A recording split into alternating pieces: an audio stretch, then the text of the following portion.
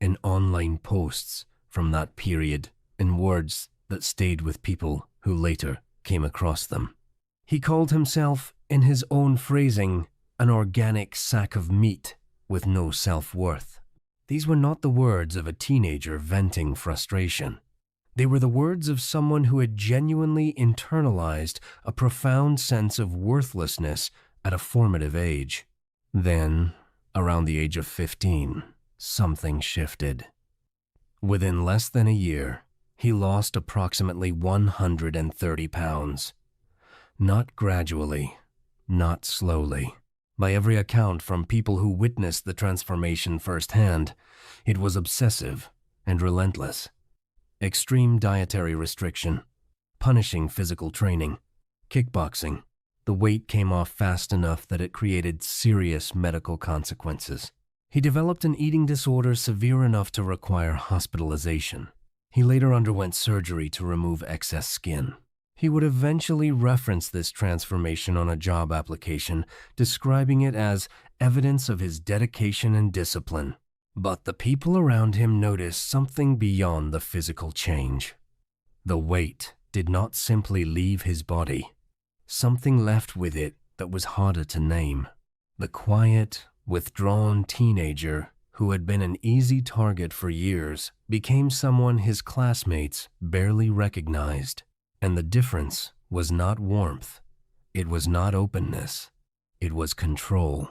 A kind of cold, assertive self-possession that made people around him uncomfortable rather than at ease. Classmates who had known him for years described the experience of watching him as feeling like an entirely different person had come to inhabit the same face. He had not addressed what had been accumulating on the inside. He had rebuilt the exterior and concluded that was sufficient. That pattern would repeat.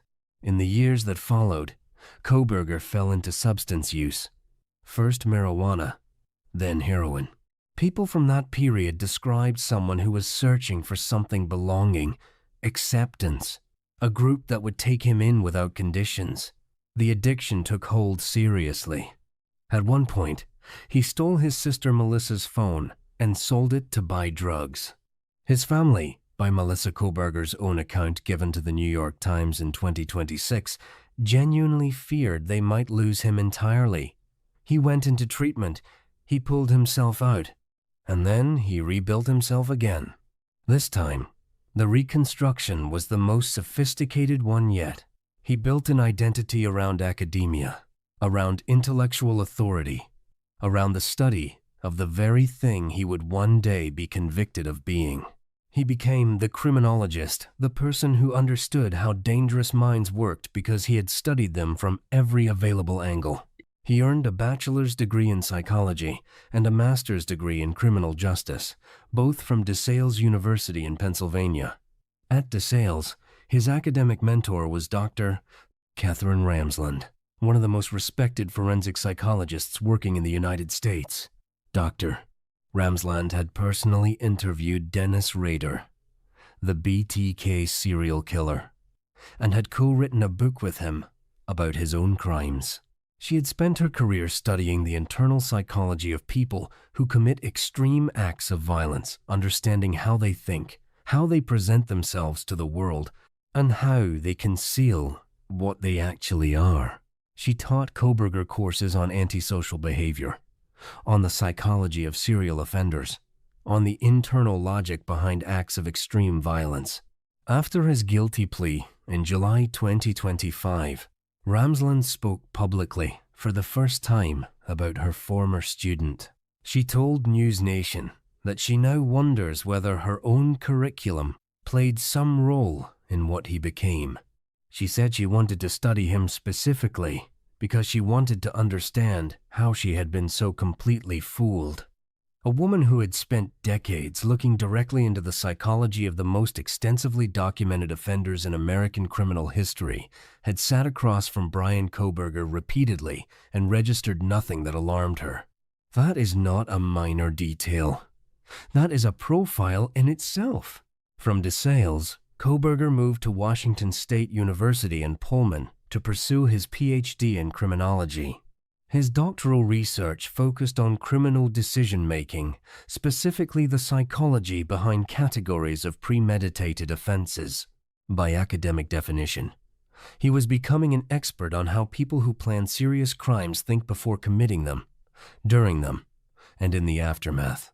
He was also, according to colleagues at WSU who later spoke to investigators, someone who used intelligence as a social instrument rather than as a genuine means of engaging with other people. They described him as someone who presented reasonableness as a performance, who appeared collaborative while remaining entirely strategic underneath, who studied other people's behavior not to understand them, but to manage them. When digital forensics experts examined his phone following his arrest, what they found reinforced that picture in a way that remained professionally significant to the investigators who reviewed it. He had taken photographs of himself in private, never shared with anyone, never posted publicly. Front, side, back. Different expressions. Repeated over and over. Documented across his own device for no audience other than himself. When investigators later asked him what his favorite film was, he answered without hesitation. He said it was American Psycho.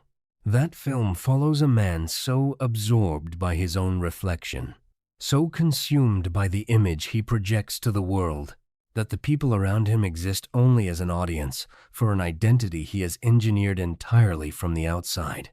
He was not asked to elaborate on his answer. He did not need to be. On the 2nd of July, 2025, Bryan Kohberger walked into a courtroom in Boise wearing a button-down shirt, a tie, and khaki trousers. He greeted his defense team and his parents with a wide, warm smile before proceedings began. When Judge Steven Hippler formally opened the session, Kohberger answered each question with a single word. Yes, yes, yes, yes. 4 answers, 1 for each count, 1 for each name. It was the first time he had spoken during court proceedings in over 2 years. 3 weeks later, he was in a cell, and the mask that had served him so effectively for the entirety of his adult life had, for the first time, nowhere left to go. The Idaho Maximum Security Institution in Kuna is not a facility designed around comfort. It is not oriented toward rehabilitation. It exists to contain. And the block Bryan Kohberger was placed on operates according to rules that do not accommodate anyone's self-conception, regardless of who that person believed themselves to be on the outside. JB block, single cell, 23 hours of daily lockdown. 1 hour in the cage, physical restraints for every movement within the building, showers every other day. There is no committee to present to in that cell. There is no academic framing that changes the conditions around you. There is no audience. The 30th of July, 2025. One day after being placed on that block, Bryan Kohberger filed his first formal complaint. The handwritten resident concern form, obtained and reported on by the New York Post and News Nation, is worth reading carefully not because of what it described, but because of how it was constructed. The document was structured. It was measured. It was addressed formally to the deputy warden. He described the environment on his unit as one he wished to transfer out of. He referenced what he characterized as verbal threats and harassment directed at him. And he did not simply ask to be moved. He requested a specific transfer not just away from JB Block, but to BB Block, a different and reportedly quieter wing of the facility. He was not asking. He was filing. There is a precise difference between those two things. Asking is the behavior of someone who understands their position and is making a request within it. Filing is the behavior of someone who believes the institutional system around them remains obligated to respond to them formally and appropriately. Someone who has not yet absorbed the reality of where they are or what it means for how they will be treated going forward. The very next day, July 31st, he filed a second complaint. This one concerned food. Bryan Kohberger is a documented vegan. Former classmates confirmed it. Faculty members at WSU confirmed it.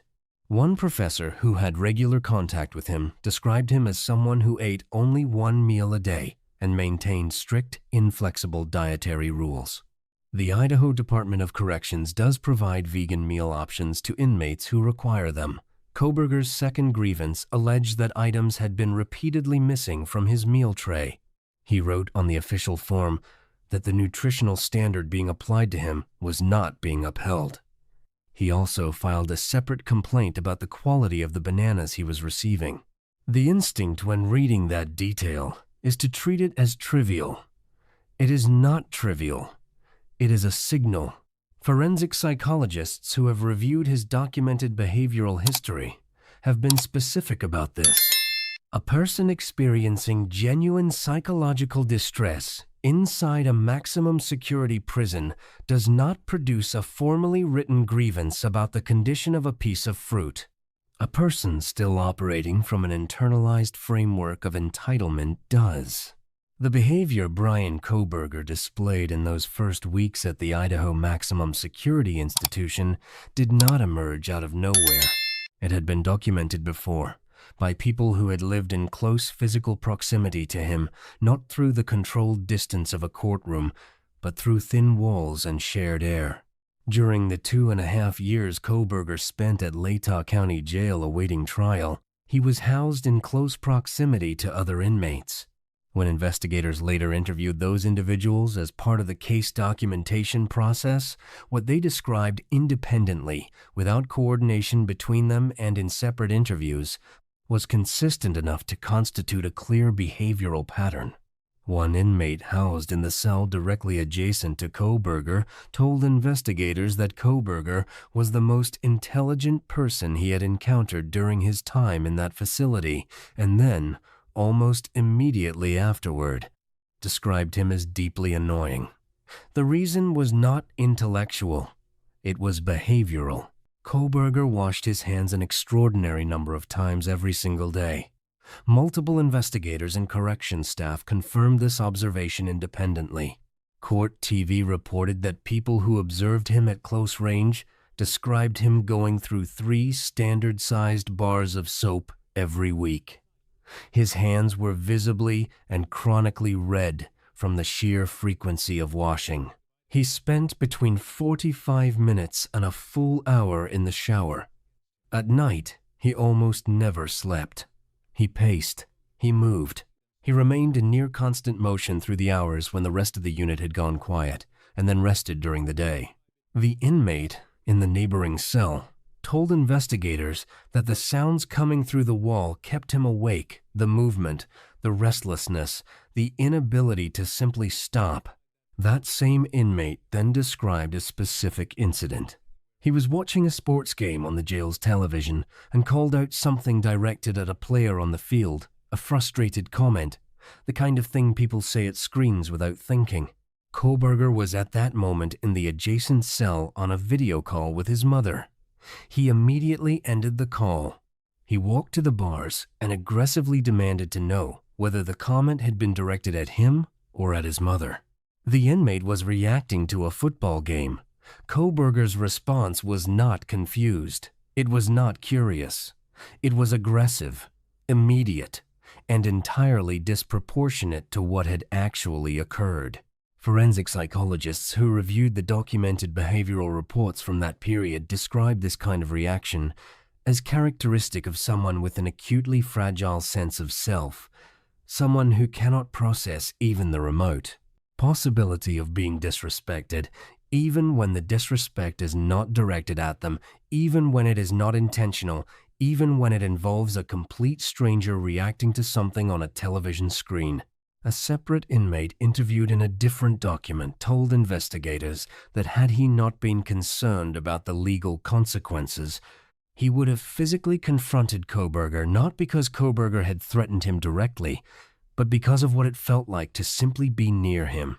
That same inmate offered 4 words that investigators recorded formally in their report.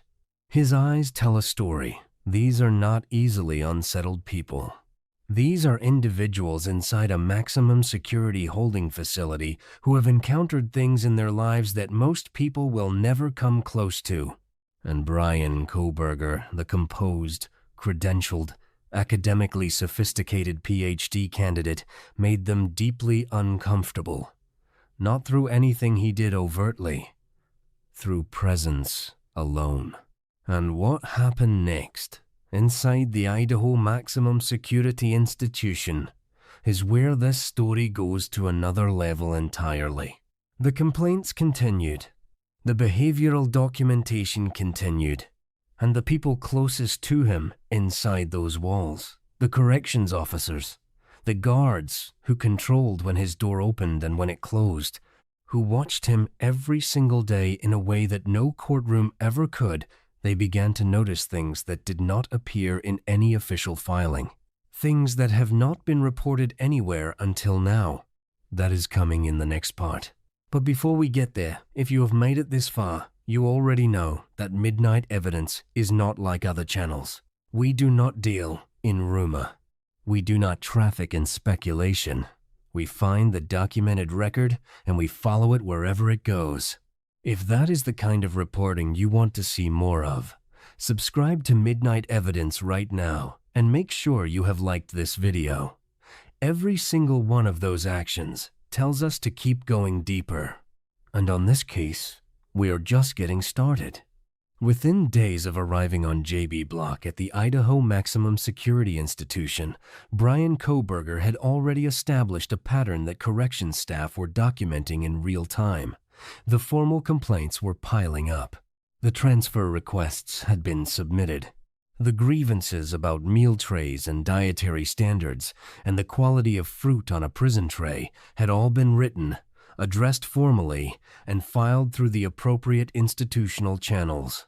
And the institution had responded to every single one of them exactly the same way as paperwork. Not as demands requiring resolution, not as arguments deserving a substantive response. As paperwork. But the complaints were only part of what was happening on that block. Retired homicide detective Chris McDonald, who at that time was serving as a director of the Cold Case Foundation and had a documented source inside the facility, spoke to the Daily Mail about what was actually occurring on JB Block beyond the official filings. He described a situation in which inmates had organized a deliberate and sustained campaign of psychological pressure directed specifically at Kohberger. They were using the facility's vent system to communicate directly with his cell at all hours of the day and night, taking turns, maintaining it continuously, relentlessly, with no gaps and no breaks. The Idaho Department of Corrections issued a public statement in direct response to Kohberger's documented complaints about conditions on the block. Their position was not sympathetic and it was not complicated. They stated that incarcerated individuals commonly communicate with each other in prison.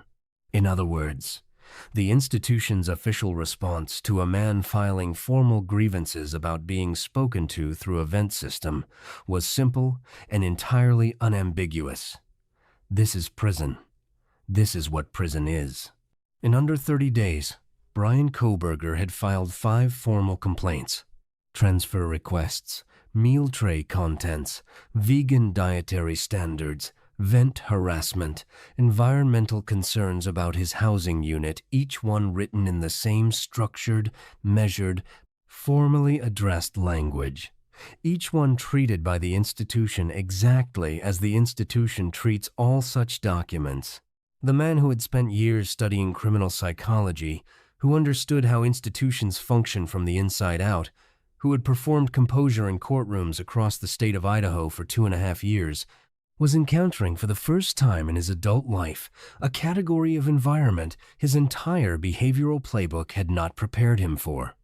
One where the institution has already made its decision. One where the outcome does not change based on how effectively you present your case.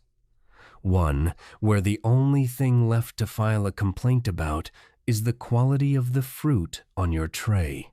The 12th of August, 2025. 20 days after sentencing, Bryan Kohberger was granted a formal housing placement hearing before a 3-member Idaho Department of Corrections committee.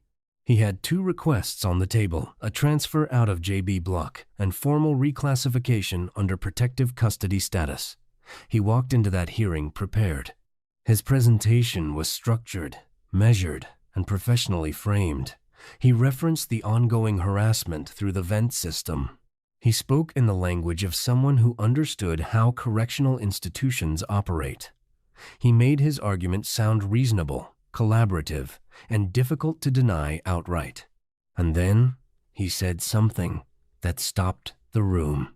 In the middle of arguing that he needed protection from the sustained pressure campaign being directed at him, Kohberger calmly acknowledged that the harassment would likely diminish on its own once media coverage of his case faded from public attention. He was not expressing fear when he said that. He was not asking for sympathy. He had already analyzed why the inmates were targeting him, assessed the social dynamics operating within that block, and diagnosed the situation with the detached clarity of a researcher reviewing data collected in the field. He was not a frightened man describing his circumstances. He was a criminologist, categorizing them. Then he went further. He told the committee that eventually he wanted to work inside the prison. He said he wanted to be productive, to participate in shared recreation like any other long-term inmate. He pointed to a specific high-profile fellow resident on the block as a model for how that kind of integration could be achieved over time. It was, in its own way, a controlled and calculated performance. He was demonstrating adaptability. He was signaling institutional cooperation. He was doing what he had always done when facing a system he needed to move through, presenting the version of himself most likely to produce the outcome he wanted. The committee was not moved. Both requests were denied. Their documented reasoning was precise and final. Administrative segregation, they concluded, remains the most appropriate course of action for the protection of staff, other residents, and Kohberger himself. He returned to his cell. The door closed on a timer. Nothing changed. What that hearing actually revealed goes beyond 2 denied requests. Beneath the carefully constructed presentation he delivered in that room was the same pattern documented by colleagues at Washington State University, by fellow inmates at Latah County Jail, and by corrections staff across more than 2 years of direct observation. He still believed the right framing would change the outcome. He still believed that institutions respond to performance the way they always had for him. Every school he attended had rewarded it. Every courtroom he sat in had given that composure space to exist. Every academic department he navigated had responded to the presentation. This committee did not. And that, for Bryan Kohberger, was something he had not encountered before in any structured environment he had ever entered. 3 days later, on the 15th of August, 2025, a video surfaced online. It spread quickly. Reddit threads picked it up first, then Facebook communities dedicated to following true crime cases, then social media platforms with audiences in the hundreds of thousands. The footage showed a man inside a small prison cell in institution-issued clothing doing something that appeared, at first observation, entirely unremarkable. He was cleaning his shoes slowly, methodically. The same motion repeated with a cloth, unhurried, focused completely on the repetition itself. The Idaho Department of Corrections responded immediately upon becoming aware of the footage. They confirmed they were aware of its existence, that an internal investigation had been launched, and that if the video were verified as authentic, it would represent a clear violation of department policy prohibiting the unauthorized recording or distribution of footage from inside the facility. By September 2025, the Department of Corrections confirmed the footage was real. By October 2025, investigators had identified the employee responsible for its existence. That person had already resigned before the investigation concluded. Idaho State Police reviewed the matter and determined there was insufficient evidence to support criminal charges under Idaho law. No prosecution followed. The consequence was a resignation and nothing beyond it. But here is what the footage actually produced that no one inside that facility had planned for. It confirmed on camera what had already been separately documented by corrections staff, fellow inmates, and investigators across 2.5 years of observation. The slow, deliberate, repetitive physical behavior, the self-contained ritual, the same pattern described independently by multiple people who had never compared notes with one another, now captured on recorded footage inside the Idaho Maximum Security Institution. A clinical psychologist who reviewed the documented behavioral pattern described it as consistent with a compulsive need to manufacture, structure, and order through physical repetition when the external environment provides neither a person creating the experience of control in a space where almost none exists. Forensic psychology literature also addresses a specific and well-documented relationship between sustained compulsive cleansing behavior and the psychological weight carried by individuals who have committed serious premeditated offenses. This is not clinical speculation. It is studied. It is documented. Clinicians who work inside correctional facilities have observed it consistently across multiple cases and multiple institutional settings. Whether that clinical framing applies directly to what was captured in that footage is a determination for qualified professionals. But the behavior was real, the pattern was consistent, and the footage removed whatever remaining uncertainty existed about that. The Idaho Department of Corrections never intended for that video to reach the public. But what it gave people entirely by accident and entirely without institutional authorization was the most unguarded documentation of Bryan Kohberger's internal state that any camera had ever captured. Not the composed man in the button-down shirt greeting his defense team with a warm smile. Not the structured complaint letters addressed formally to the deputy warden. Not the measured hearing performance delivered to the 3-member committee. Just a man alone in a cell, repeating the same motion, with no audience remaining to perform for. While Bryan Kohberger was filing complaints and attending housing hearings inside the Idaho Maximum Security Institution, something else was developing on the outside. A book was being written. In early 2026, author Christopher Whitcomb published a work titled Broken Play. Whitcomb had obtained access to materials that were never presented in any courtroom because there was never a trial. What he found inside those materials raised a question that has followed this case quietly ever since, one that deserves to be examined with the same precision applied to everything else in this account. The central piece of physical evidence connecting Kohberger to the crime scene at 1122 King Road in Moscow, Idaho, was a Kaba knife sheath. It was recovered at the scene.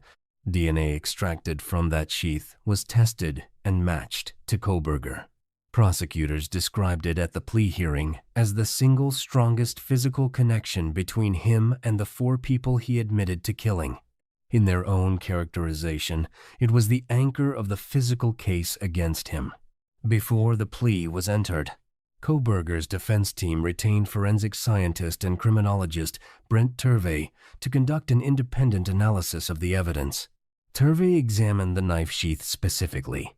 The chain of custody documentation, which is the official record required by law to account for every instance in which a piece of evidence is handled, moved, or accessed from the moment of its initial collection through every subsequent step until it reaches a courtroom. What Turvey found, as reported by Whitcomb, was the following. The chain of custody documentation for the sheath appeared to have been completed in 2 separate instances, once on the evidence bag itself and a second set of entries on a sticker that had been affixed to the front of that same bag. The earliest date visible on the original bag included initials attributed to lead detective Brett Payne, dated the 14th of November 2022, the day after the offenses occurred. The sticker version appeared to have been completed separately at a different point in time. Turvey's conclusion, as reported in Whitcomb's account, was direct.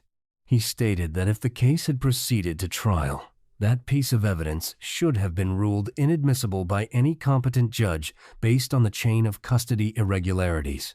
He went further. He stated that if the DNA recovered from the sheath were excluded from the trial evidence as a result of that ruling, what remained in the prosecution's case was a white vehicle and cell tower location data, and that in his professional assessment, that would have represented the most significant evidentiary obstacle the prosecution faced. This requires precision, and that precision matters here. Nothing Turvey found, nothing Whitcomb reported, and nothing in this narration suggests that Bryan Kohberger did not commit these offenses. On the 2nd of July, 2025, he stood before Judge Steven Hippler in a Boise courtroom and confirmed his guilt on every count. He was asked directly and specifically whether he had committed each offense willingly, deliberately, and with premeditation. He answered yes 4 times, once for each name. That is on the record. That does not change under any evidentiary analysis of any kind. What this does mean is something more specific and more significant to understanding the full picture. The case that a jury would have seen the evidence that would have been presented, argued, challenged, and ultimately weighed by 12 people in a courtroom may have been materially weaker than the public was ever told. Kohberger's defense team knew that before the plea agreement was signed. They had an independent forensic analysis in their possession that raised a serious question about the admissibility of the prosecution's single strongest piece of physical evidence, and they chose to enter a guilty plea anyway. Which returns us to a question that his daily existence inside that prison quietly but persistently raises. Did Bryan Kohberger accept that plea because he had no viable alternative? Or did he and his legal team review the evidentiary landscape with the same analytical precision he had applied to everything else throughout his life? Calculate the realistic probability of what a jury would actually be permitted to see and determine that accepting 4 consecutive life sentences without parole was the more favorable outcome than submitting that evidence to 12 people and a judge? Lead prosecutor Bill Thompson offered a partial answer at sentencing. He stated publicly that he had deliberately chosen not to require Kohberger to explain his motive as a condition of the plea agreement.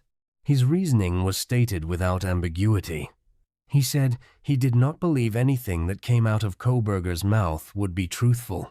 He said he had no intention of giving him a platform from which to construct whatever self-serving narrative he had prepared for that moment. Thompson removed the microphone deliberately and on purpose. And Kohberger, the man who had spent years studying how offenders construct their own narratives in exactly these situations, who understood better than almost anyone what a public statement from the defendant's position could accomplish or destroy, accepted that condition without visible resistance. He surrendered the microphone. He surrendered the trial. He gave up any opportunity to publicly frame what happened or offer any version of why. Both men left that agreement having received something specific. Thompson received the conviction, the 4 life sentences, and the silence. Kohberger received his life and retained the privacy of his motive. The questions that Whitcomb's reporting raises will never be heard inside a courtroom. Kohberger waived his right to appeal as a condition of the agreement. The chain of custody question will not be litigated. The jury that never formed will never weigh in on what they would have been shown. The case that might have looked materially different at trial is now sealed inside a signed agreement. And in a cell in Kuna, Idaho, the man at the center of all of it continues to file complaints about his meal tray. The 7th of January, 2026. While Bryan Kohberger remained on JB Block at the Idaho Maximum Security Institution, 4 families walked into a courthouse and filed a civil lawsuit, not against Kohberger. He has nothing left to give them in any financial or legal sense. The lawsuit was filed against Washington State University, the institution that employed him, paid him a teaching salary, covered his tuition costs, provided him with on-campus housing, and gave him direct professional access to students, all while receiving documented complaint after documented complaint about his conduct toward the people around him. The lawsuit, filed in Skagit County Superior Court and later proceeding in federal court in the Western District of Washington, was brought by the parents of all 4 victims, Steve Gonsalves, Karen Laramie, Jeffrey Kernodle, and Stacy Chapin. Their legal complaint alleged that Washington State University received at least 13 formal reports of Kohberger's inappropriate, threatening, and predatory behavior toward female students and staff before November 2022. 13 documented reports before 4 students were killed. From the time he arrived on that campus, students described him blocking exits during conversations, standing at distances that felt deliberately invasive, following women to their vehicles after class or campus events. One graduate student described him to investigators using a specific word. She said she identified him immediately as a stalker. Another described being verbally targeted by him and characterized what she witnessed as built-up fury or rage operating just beneath the surface of his interactions. A WSU employee created a private internal alert system specifically because of him. If you were alone with Kohberger and felt that your safety was at risk, you sent an email to a designated address with a single subject line, 911. A faculty meeting was convened about his behavior. At that meeting, one professor, whose name remains redacted in the available documents, made a statement that has not been forgotten by anyone who has read the record of that discussion. She stated on the record, in front of her colleagues, that if Washington State University granted him a PhD, he would become the professor who in 4 years would be harassing, stalking, and causing serious harm to his own students. She was accurate about the trajectory. She was only wrong about the timeline. It was not 4 years. It was months. Washington State University's response to the civil lawsuit denied institutional responsibility on multiple grounds. They argued the murders were caused by Kohberger alone, and not by any institutional failure on the university's part. They argued the families had missed the applicable statute of limitations. They argued that a graduate student committing mass murder was not something a university could have reasonably foreseen, even in the presence of 13 documented behavioral complaints. As of the most recent available reporting in April 2026, the lawsuit is actively proceeding through the courts. The families have submitted a witness list comprising 69 individuals. The point of examining this lawsuit is not to adjudicate Washington State University's legal position. Courts are equipped to do that, and they will. The point is something more specific. While Bryan Kohberger sits in that cell on JB Block, unable to file a complaint that produces any change in his circumstances, unable to perform his way into a more favorable outcome, unable to manage a single variable of his daily existence through structured language or measured framing, accountability is moving through legal channels he will never have access to. In courtrooms he will never enter. Over institutional decisions he cannot influence. Through a civil process that does not require his participation, his silence, or any version of the carefully constructed narrative he has spent his entire adult life perfecting. His 2.5 years of saying nothing in open court protected him from a death sentence. That was a calculated decision. And by the terms of the agreement he signed, it worked. But the silence that protected him inside that Boise courtroom offers him nothing.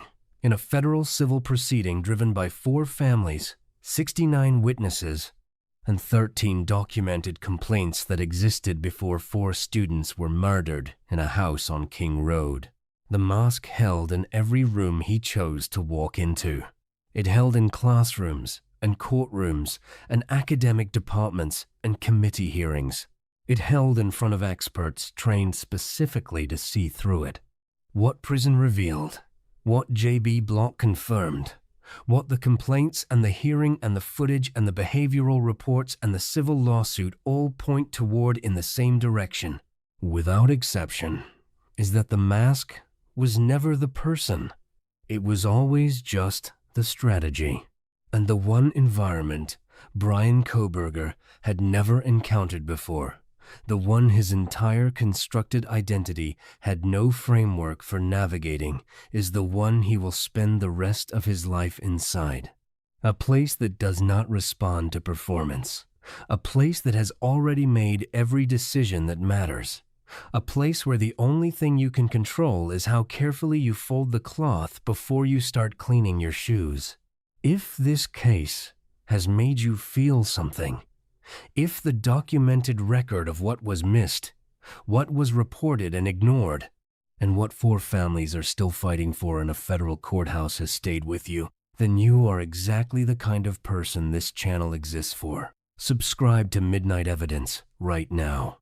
Like this video so that more people find it. Because the families of Kaylee Gonsalves, Madison Mogan, Xana Kernodle, and Ethan Chapin deserve to have this story told completely, accurately, and without flinching. And that is what we will keep doing every single time.